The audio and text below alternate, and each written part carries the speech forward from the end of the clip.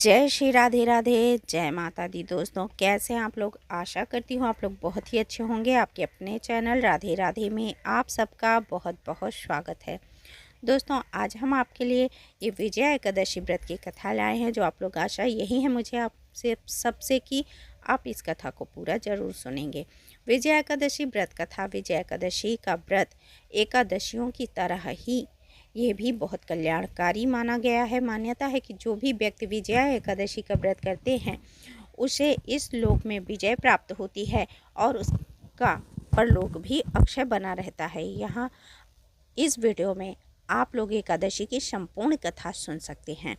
तो विजया एकादशी व्रत कथा। युधिष्ठिर ने पूछा, वासुदेव, फाल्गुन के कृष्ण पक्ष में किस नाम की एकादशी होती है? कृपा करके बताइए। भगवान श्री कृष्ण बोले, युधिष्ठिर, एक बार नारद जी ने कमल के आसन पर विराजमान होने वाले ब्रह्मा जी से प्रश्न किया, सूर्यश्रेष्ठ, फाल्गुन के कृष्ण पक्ष में जो विजया नाम की एकादशी होती है, कृपा करके उसके पुण्य का वर्णन कीजिए।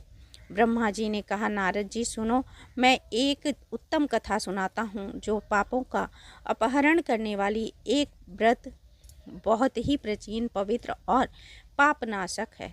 यह विजया नामक एकादशी राजाओं को विजय प्रदान करती है, इसमें तनिक भी संदेह नहीं है। पूर्व काल की बात है। भगवान श्री रामचंद्र जी 14 वर्षों के लिए पंचवटी में सीता तथा लक्ष्मण के साथ रहते थे।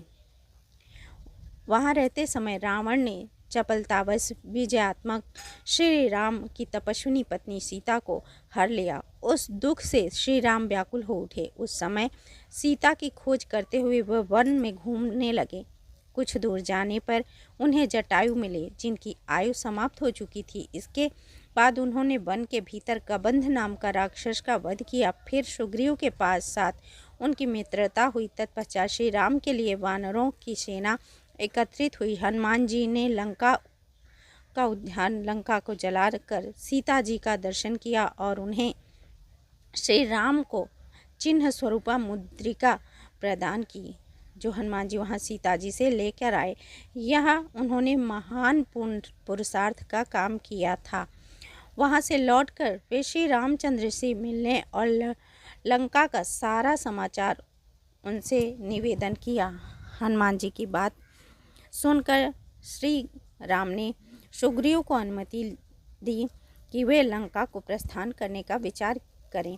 समुद्र के किनारे पहुंचकर उन्होंने लक्ष्मण से कहा, सुमित्रा नंदन, किस पुण्य से इस समुद्र को पार किया जा सकता है? यह अत्यंत अगाध और भयंकर जल जंतुओं से भरा हुआ है। मुझे ऐसा कोई उपाय नहीं दिखाई देता जिससे इसको सुगमता से पार किया जा सके। लक्ष्मण बोले, महाराज, आप ही आदि देव हैं और पुराण पुरुषोत्तम हैं।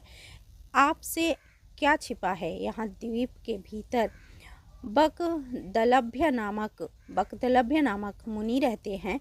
यहाँ से आधे योजन की दूरी पर उनका आश्रम है। रघुनंदन, उन मुनीश्वर के पास जाकर उनसे इसका उपाय पूछिए। लक्ष्मण को यह अत्यंत सुंदर बात सुनकर श्री रामचंद्र जी महामुनि बकदलभ्य से मिलने के लिए गए। वहां पहुंचकर उन्होंने मस्तक झुकाकर मुनि को प्रणाम किया।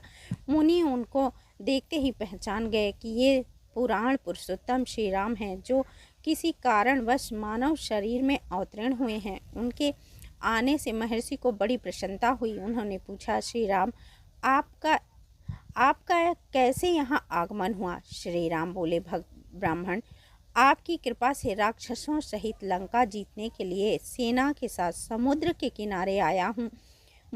मुझे जिस प्रकार समुद्र पार किया जा सके वह उपाय बताइए, मुझ पर कृपा कीजिए। बकदलभ्य ने कहा, श्री राम, फाल्गुन के कृष्ण पक्ष में जो विजया नामक एकादशी होती है, उसका व्रत करने से आपकी विजय होगी। निश्चय ही आप अपनी वानर सेना के साथ समुद्र को पार कर लेंगे।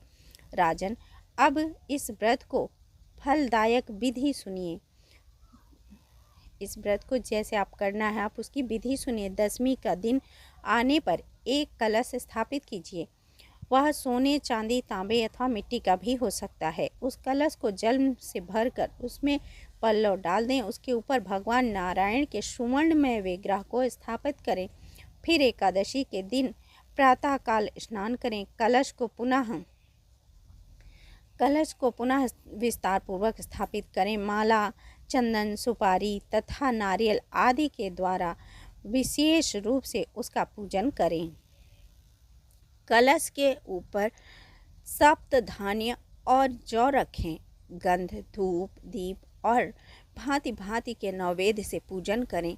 कलश के सामने बैठकर वह सारा दिन उत्तम कथा वार्ता आदि के द्वारा व्यतीत करें तथा रात में भी वहाँ जागरण करें।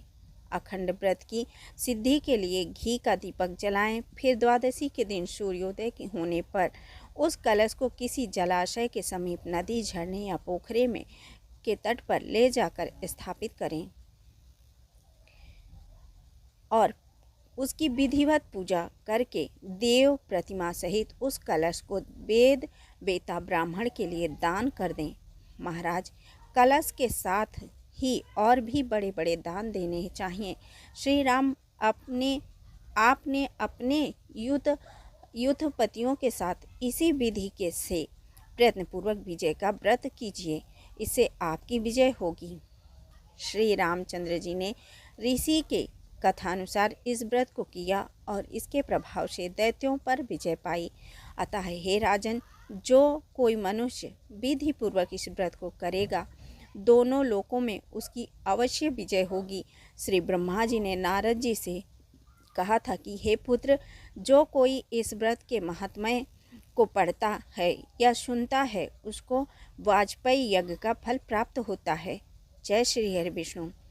दोस्तों, यह हमने आपको विजया एकादशी की कथा सुनाया है।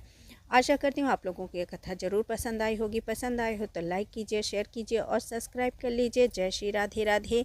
जय श्री लक्ष्मी नारायण।